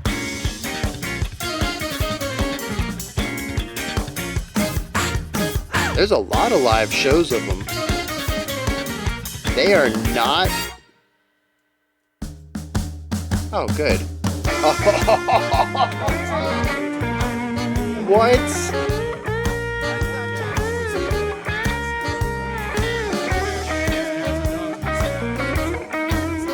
So they halftime cut to blues?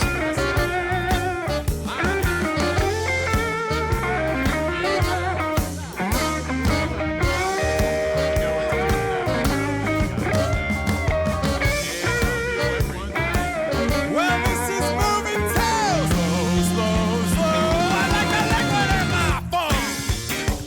Okay.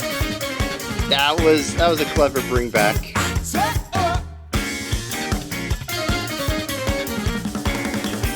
I am the king of the Neptunes. I'm here to tell you what is what. Here in the Dude, this is infectious. So if you're searching for a message, just let your mind out for a run. Yep. Then with this mental Gotta listen to more of this too. exercise, you'll find your bullets all along. I grabbed six for today. That's pretty good.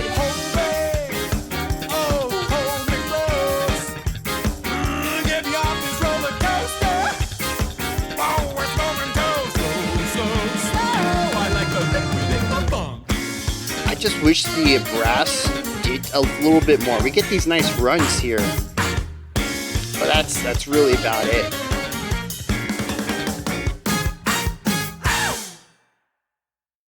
But I see that some of their tracks are pretty long too, so it might just be that this one's a bit more condensed down.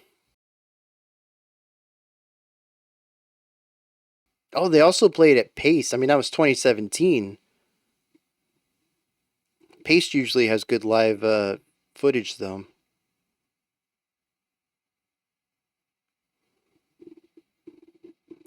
What's my favorite language? I don't know, dude. This was phenomenal, though. Actually, the language of music. Can I say that? It's the one that makes the most sense to me, generally. And I think it's fairly universal, too. Fairly. I'm going to put a lot of weight on fairly.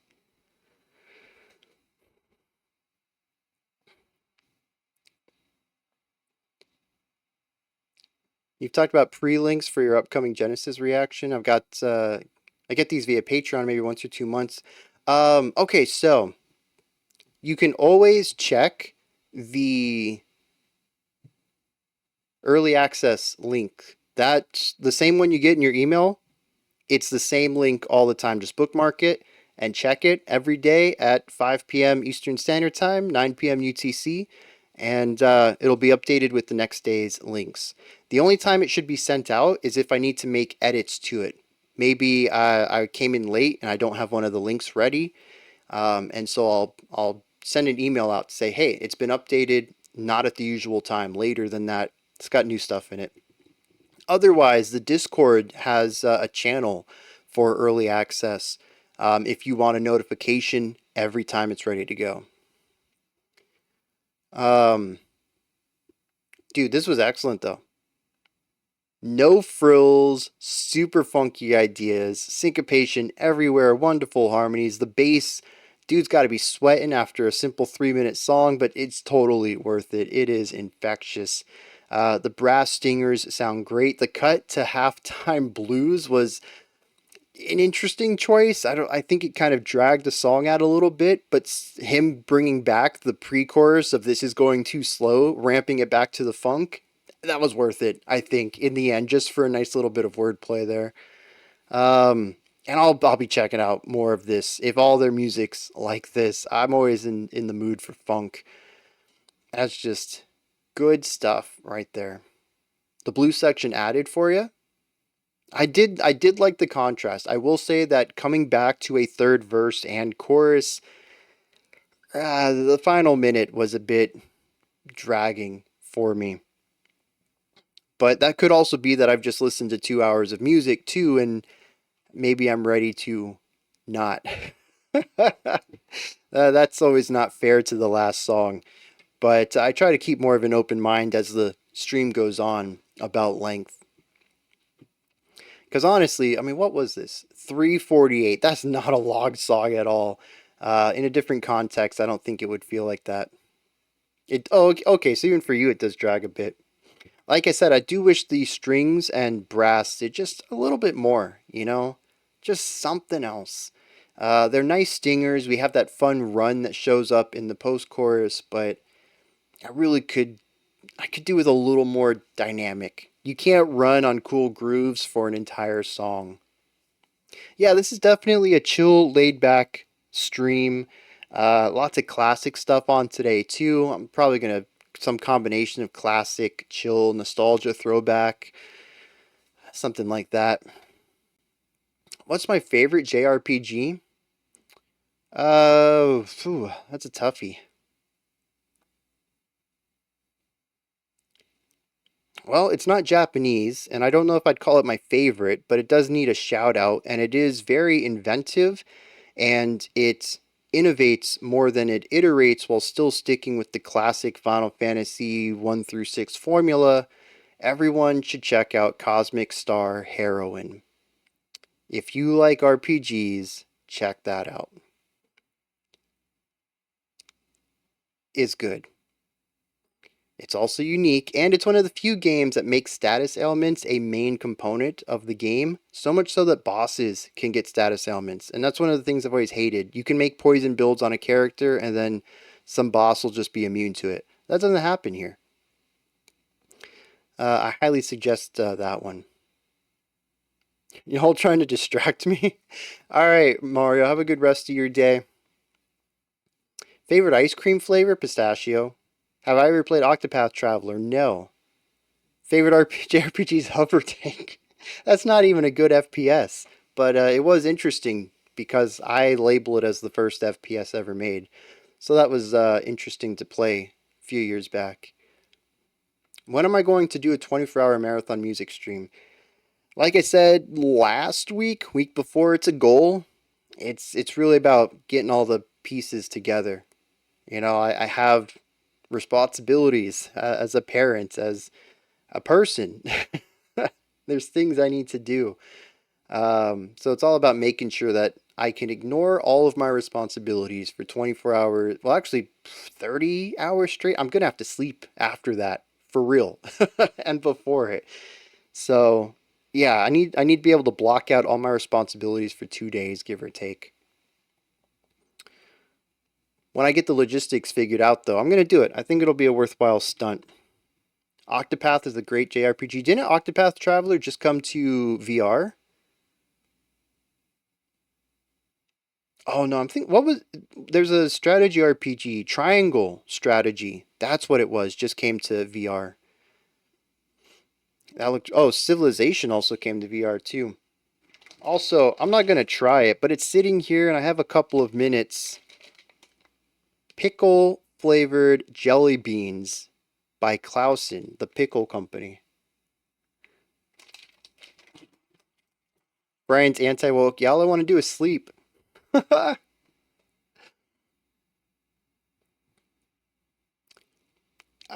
probably is. Probably is. My favorite ramble? Genre? Yeah. Getting into like a scientific classification of what genre is across everything. You know, music, film. I think genres are pretty tight right now. I'm cool with that. Video game genres are too expansive though. Eat the whole bag? No.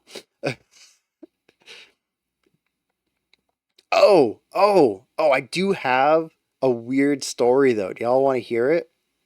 I had a dream. I guess it's a dream, not a story, but just a story of a dream I had. Really weird. Um,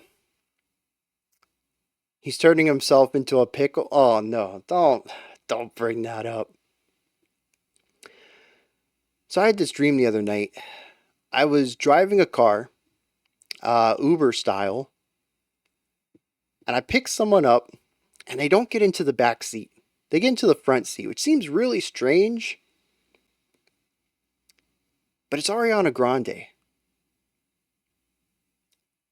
And so I'm like, okay, I don't even think I asked where they needed to go. I just drove. And she starts singing the chorus to System of a Down's Toxicity, just lightly, almost under her breath. And I was like, whoa. And I guess she thought I was, talking about her singing in general. She's like, oh, and I'm nervous and I'm trying to like sort through stuff. I just sing. It makes me feel comfortable. I'm like, no, dude, System of a Down? Seriously? And she's like, yeah, I got into them because they're heavy but palatable and they have good harmonies. And like, she's like going on and on about how like it's her favorite band or something. And she starts going through like a CD binder. I don't know why she had one, but I like go into my visor, I pull out Toxicity, I put it in, and she goes to pull out her copy of Toxicity, and I'm like, no, don't worry about it. I got you. All right, I got I got Toxicity in here, and she goes, oh, okay. Us Florida people got to stick together. And to this moment, I still don't know what that sentence means or why my brain decided to make it and put it into a dream. So then we're singing together. Forest from I think I said Toxicity earlier, but Forest, it was the song. And we're singing it together. And then you know how like dreams meld from one area to the other, right? So we go from in a car, like AI background shifting into a concert, and I'm on stage with her singing Forest by System of a Down, except I'm sick and I'm really out of tune. And then the crowd starts booing. And I'm like, oh, geez, what happens? And Ariana Grande, I kid you not, she goes, ugh, like, them's the breaks, kid. And then I woke up, probably out of embarrassment. One of the weirdest dreams I have ever had. And I don't even know I don't know what I ate that night, because that was a weird dream. uh, yeah. I had a dream that Paul McCartney was into new metal band. Oh, El Nino. That's a wild. Not your brain, but proof of the supernatural forces of the universe. That's one way to look at it. Something definitely affected me that day. And the thing is, too, is I don't usually remember dreams. It's like maybe 6 a year I'll wake up and remember what I dreamed about. And this was one that my brain was like, it's important you remember this one. Yeah, right? When you do remember dreams, it feels like they're super important. Because for me, I don't ever remember any. I guess that's why it stuck with me. This dream was like a week and a half, 2 weeks ago or something, and I still remember most of the details. I don't know why. Tried lucid dreaming, but wasn't very good at it. I never think to do it. I don't even know if I could, because I don't remember dreaming often enough to even think, oh, maybe I should lucid dream this. So yeah, that's my weird dream. I don't have a lot. They're usually very weird. That one was definitely weird. And now it's recorded for eternity, at least until YouTube crumbles. I don't know when that'll happen, but it's not sustainable. I can't see YouTube being around in 50 years. Who knows? Maybe it will be, though. All right, that's going to wrap it up for today. We made it for the full 2 hours. I hope you all have a good rest of your day. I thank you for hanging out with me on this Sunday, experiencing some really chill, laid back music. Am I going to eat? Do you want me to try the jelly bean? I will try 2 so that I get a good bit of flavor. No, that sounds. I'll stick with 1. I don't want to die. You can't bring it up and not try it. Oh my, I haven't even pierced the jelly bean yet. Oh, it's like eating. It's like eating straight dill vinegar. Oh, just drinking pickle juice. And imagine that in something you can't swallow. You just have to keep chewing it. Oh, this is vile. Mm. I'm, I just swallowed it whole like a pill. I couldn't do it. No, that's terrible. Imagine what dreams he'll have after this. My kid loves pickle stuff, which is why we got it. Um,